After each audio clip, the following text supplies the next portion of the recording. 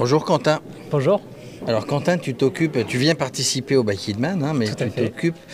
tu t'occupes de la com chez Origine Cycle, c'est ça? Exactement. Je m'occupe de la partie digitale chez Origine depuis 18 mois. Alors si je comprends bien, pour travailler chez Origine, il faut faire de l'ultra-distance. Non, c'est pas obligatoire, il faut faire du vélo, il faut être un passionné. On est tous des passionnés chez Origine. Et on est quelques-uns à se passionner pour l'ultra-distance en particulier et à participer au Biking Man. Ouais. Alors tu dis on est tous des passionnés chez Origine, ça je veux bien le croire, mais vous faites tous du vélo, donc quand on est là-bas au siège de Valenciennes, on fait du vélo quoi qu'il arrive? Tout le monde roule un petit peu ou a roulé, soit en compétition, sur route, en VTT. Toutes les pratiques sont représentées au sein des collaborateurs. Il y a aussi des triathlètes, mais il y a une passion commune du vélo et qui est très forte au sein de l'entreprise. Ouais. Alors effectivement, vous avez l'air de vachement bien vous entendre. Vous faites des fois des sorties à vélo du coup ensemble? Oui, tout à fait. Il y a des sorties qui sont organisées en soirée entre collaborateurs sur les mythiques pavés du Nord. Ouais. Sur les mythiques pavés du Nord, ouais, on les connaît bien. Les coureurs du Tour de France sont passés. Donc toi du coup, tu habites en Haute-Savoie. Oui. C'est ta région d'origine? Non, pas du tout. Moi, je suis né dans le Nord, donc il y a quand même cette famille qui est basée dans le nord de la France. Et ensuite, j'ai grandi en région parisienne et je suis en Savoie depuis un peu plus d'1 an. Non, parce que pourquoi je dis ça? Parce que la Haute-Savoie, pour s'entraîner, c'est plutôt bien. Tout à fait, c'est très bien pour faire du dénivelé comme on en aura là sur les prochains jours. C'est un terrain de jeu parfait pour accumuler les kilomètres et surtout le dénivelé positif. Ouais. Et alors cette envie de venir faire, c'est ton premier Biking Man? C'est mon premier Biking Man. C'est FX, c'est les autres qui t'ont converti au Biking Man. Pas Rémi, parce que Rémi, il reste toujours à l'usine, il ne fait pas des ultra-distances lui Rémi. Mais c'est vrai qu'il y a cet engouement au sein de l'entreprise depuis qu'on est partenaire de l'événement, d'autant plus qu'on souhaite participer aux événements. Moi, j'avais déjà participé à des événements d'ultra-distance d'autres organisations. J'avais fait de la Born to Ride ou d'autres événements comme ça. Et donc, c'est sûr que le Biking Man donne extrêmement envie. Après, il faut être en condition pour être prêt à affronter l'épreuve. Mais c'est aussi ça qu'on vient représenter, c'est que des cyclistes lambda peuvent participer avec un petit peu de préparation à une épreuve comme le Biking Man. Oui, j'allais dire préparation de la machine. Bon, toi, j'imagine que tu roules en origine. Tout à fait, sur le Grax. Sur le Grax. Et il est préparé d'une manière particulière pour le Biking Man Aura. Alors je rappelle, c'est Biking Man Aura, il doit y avoir à peu près 1000 km, un petit peu plus de 20 000 des plus. Ouais. Donc il faut une préparation spéciale de la machine. Il faut adapter sa machine, donc c'est l'avantage du configurateur.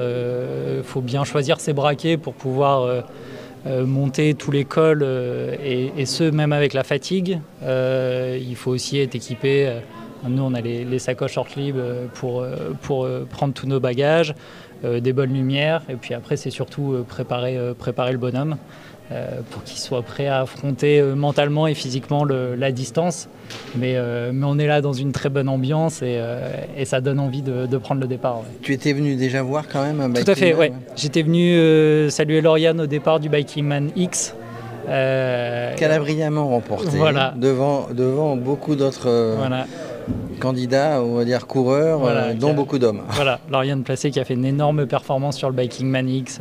Elle t'a donné des conseils, FX, il t'a donné des conseils aussi pour les Biking Man? Oui, on échange et puis on écoute aussi, on s'intéresse, on lit, c'est vraiment un échange, la longue distance. Il y a des recettes qui semblent marcher pour tous, mais il y a aussi beaucoup d'adaptations à faire sur l'alimentation, sur le sommeil. Tout le monde ne fonctionne pas de la même manière. Donc oui, il y a beaucoup d'échanges pour trouver ce qui fonctionne pour chacun. Surtout dans la durée où du matériel, un cuissard peut être adapté pour une personne mais pas une autre. Sur l'alimentation, il y a vraiment un gros travail à faire pour trouver ce qui fonctionne dans le temps, pas être écœuré, pas avoir de problèmes. Oui, parce il faut se sentir bien sur un bike in man, sur une ultra distance. Et en termes de vélo, bon, tu as l'habitude du vélo, tu le connais parfaitement bien. Ouais. Tu vas faire des retours si jamais vous faites des retours. Hein, vous, qui travaillez pour Origine Cycle, quand vous faites de la sortie ou un bike in man ultra distance, quand il y a quelque chose qui est un petit peu moins bien pour vous, vous faites un retour en disant tiens, ça on pourrait travailler dessus. Tout à fait, ouais. Et c'est très important et c'est aussi à ça que servent les événements longue distance, c'est à pousser le matériel dans ses derniers retranchements. Quand on fait, comme Lauriane, elle a fait 25 000 mètres de dénivelé positif en 64 heures, c'est vraiment une épreuve de torture pour le vélo. Et quand on voit que le vélo ressort indemne, on sait qu'on a passé le meilleur test terrain possible. Si un vélo peut faire 1000 km dans des conditions aussi extrêmes, on imagine que pour la sortie de Monsieur Tout-le-Monde le dimanche qui va faire 100 km, eh ben le vélo est fiable. Et donc oui, on a cette logique de toujours affiner, les moindres détails.